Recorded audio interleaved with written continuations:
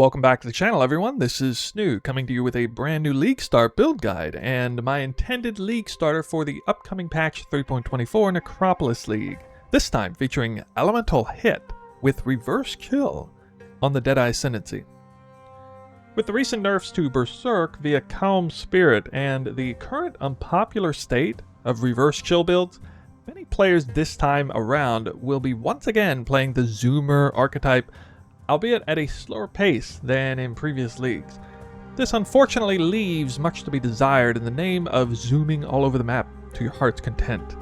Fortunately, there is a way to combine both of those things, as I mentioned earlier, granting Mage Blood-esque speeds, but on a much friendlier budget.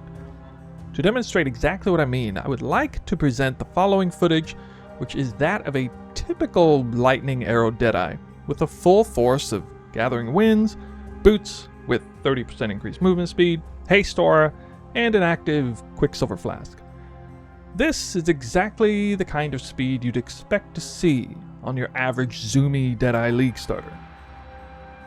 Alright, now what you see is that same Deadeye with a reverse self-chill setup for a maximum 30% increased action speed derived from the interaction between Winterweave, Call of the Void, and Cast on Crit Forbidden Rite.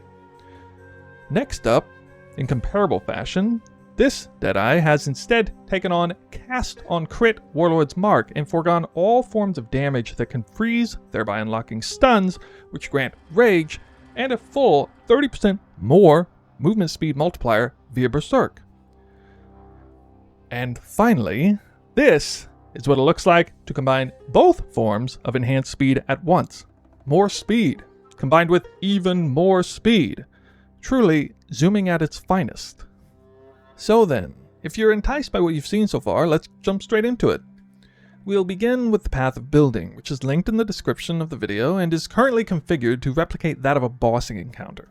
Having said that, this build will perform about as well on bosses as your typical lightning arrow mapper, which is to say it isn't meant for bossing. It's obviously a mapping build. Feel free to adjust the configurations accordingly. The calculations section reveals respectable effective health and damage among other things, and many of these numbers will be greatly enhanced while mapping thanks to the addition of buffs like Onslaught, Berserk, Rampage, and more. You may notice this is not a Magic Find build. Unfortunately, there are just too many obstacles in play to make it viable. However, it can be transformed into one with some serious investment, so if you'd like to see what that looks like, just take a look at the bonus late in-game sections already built in for your convenience. Speaking of which, there are leveling sections as well. The passive skill tree comes fully equipped with a comprehensive leveling breakdown for Lightning Arrow and subsequent transition into crit-based Elemental Hit once the necessary build-enabling pieces have been acquired. By the way, Lightning Arrow is not mandatory as an initial starter skill, but it's arguably superior to Elemental Hit, at least up to the point when you can upgrade to a secondary 5-link Mana Forge setup with Cast on Crit Warlord's Mark. Further upgrading that into a secondary 6-link enables you to include Cast on Crit Forbidden Rite, thus unlocking the full potential of speed available to the build. More on this in a later section. For now, let's take a closer look at the passive skill tree. As you can see, it's very much a life-based ranger build, but with some emphasis on energy shield. Pathing goes unusually deep into the shadow section of the skill tree for this build. Why is that? Well, the Lethe Shade Keystone provides enormous quality of life for a reverse chill build, and the Energy Shield Mastery helps protect us against Forbidden Rite's damage to self. With even a small investment into Energy Shield, the conveniently located Ghost Dance Keystone becomes a very strong addition, given how evasion is also a relevant defensive layer. Any and all intelligence requirements will be met with unusual ease as a result of pathing so far north as well. A minimal investment into spell suppression will nearly cap us before any rolls on gear are even considered, and we'll have enough mana reservation efficiency to comfortably support 2 major auras, a herald, and precision. The remaining points are mostly dedicated to increasing damage. You'll notice there are 2 jewels at play. Combat focus is not mandatory, but will significantly improve Berserk uptime if it's there. Inspired Learning, perhaps the most expensive item in the whole build, is also not mandatory. It doesn't synergize in any amazing way with an elemental-based elemental hit build, but is where it is more out of convenience with the gem slot and with the assumption that you'll be killing a lot of rares quickly in whatever mapping strategy you're doing. But by all means, a Lethal Pride, a Brutal Restraint, or even a basic jewel would totally make for a decent substitute here. The choice of Deadeye and the ascendancy points shown should not come to much surprise for veterans of this archetype.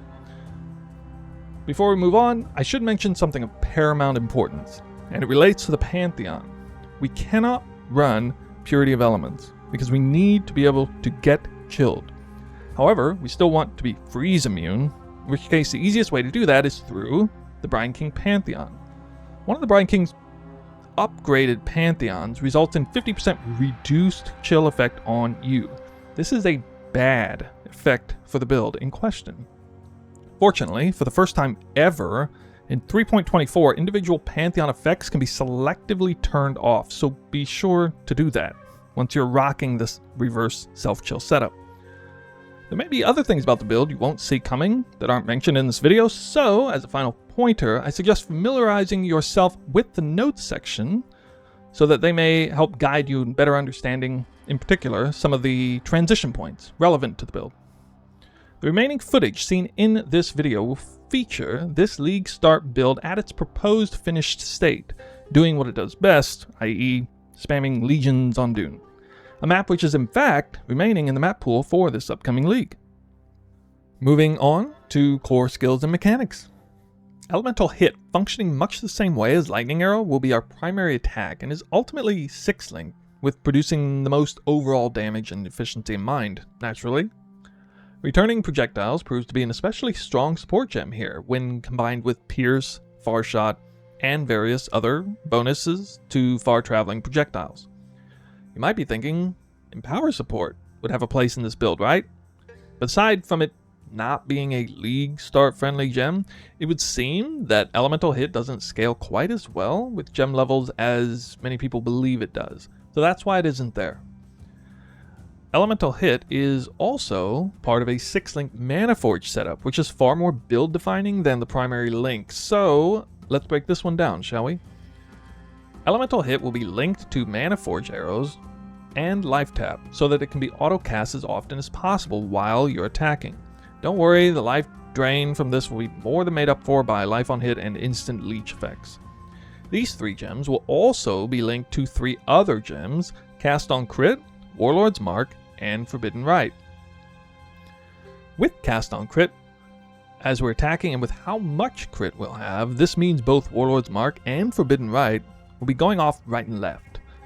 Warlord's Mark can only be present on one target at a time though, but it doesn't matter because so many projectiles will be hitting all enemies at all times. With the exception of bosses, you can expect targeted stuns to occur on the regular, resulting in Berserk uptime greater than that of any pre-nerf Calm Spirit build in recent memory, as you can pretty clearly see in the video footage.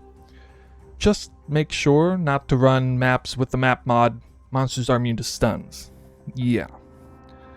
The formula for reverse chill is pretty simple. Winterweave, Call of the Void, and Cast on Crit Forbidden Rite. All of these are present in the build. Forbidden Rite should proc often enough to result in near 100% uptime of a 30% chill debuff while in maps. In fact, you may find it absolutely wrecking your health pool, so be mindful of your chaos resistance, or simply use the Transfigured gem as a temporary substitute. Maximum chaos resistance shouldn't be necessary, but you should strive for a positive number at the very least. With any elemental Deadeye build, you might be concerned about the complete lack of cold damage, typically thought of as a tremendous defensive layer indirectly. Take another look at Call of the Void. It's not just for self-chill, but indeed chills enemies with all damage, and it comes with other profound benefits in defense that almost completely replace the need for freeze. Freeze can still happen, as well thanks to Herald of Ice, which will proc on death reliably, making for some nice added clear. So while a bit convoluted, this brings the full spectrum of elemental ailments back into the build, which raises the ceiling for Elemental Hit's bonus damage potential. Pretty cool, huh? The all too familiar Frenzy 3-link will also be included in this build, and between both Manaforge setups we'll have high uptime on all 3 types of charges. One of the major luxuries to having high endurance charge uptime is the synergy with cast when damage taken, Immortal Call, a most potent defensive layer on any evasion-based build. Assuming you can spare the gem slot, throw in a Wave of Conviction for added style points. It is an exclusively fire lightning build after all. Which brings me to Anger. Often included in builds like these, but isn't a good pick here because it would be wasted on literally half of our attacks. This is going to make for a nice transition into the topic of gear. Since cold damage is useless, we will not be going for the standardized triple elemental bow.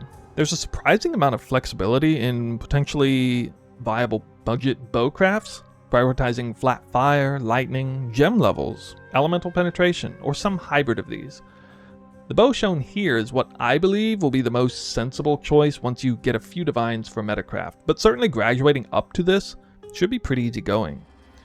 The quiver has much flexibility as well, and the one shown here is perhaps a bit over budget.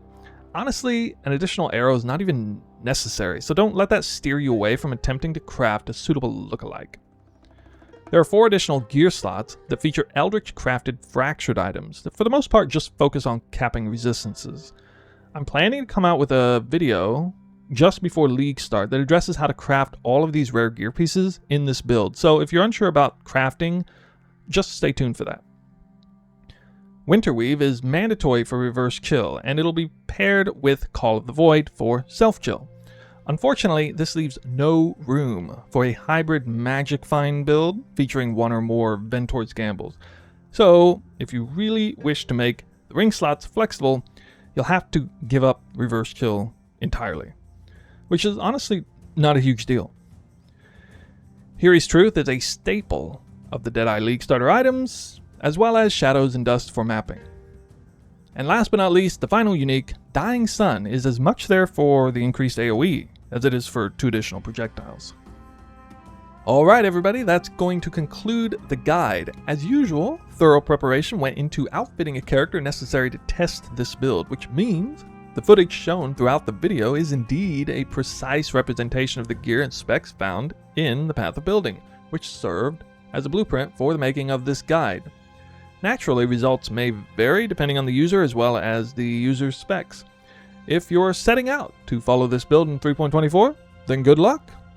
In the event future changes to the game take place that significantly impact the performance of this build, expect an update video addressing those changes. If you have any questions pertaining to the build, please ask them in the comments section or join in on the discussion likely happening in our Discord right now. A great deal of work went into the creation of this guide, so please like and subscribe if you wish to see more related PoE content.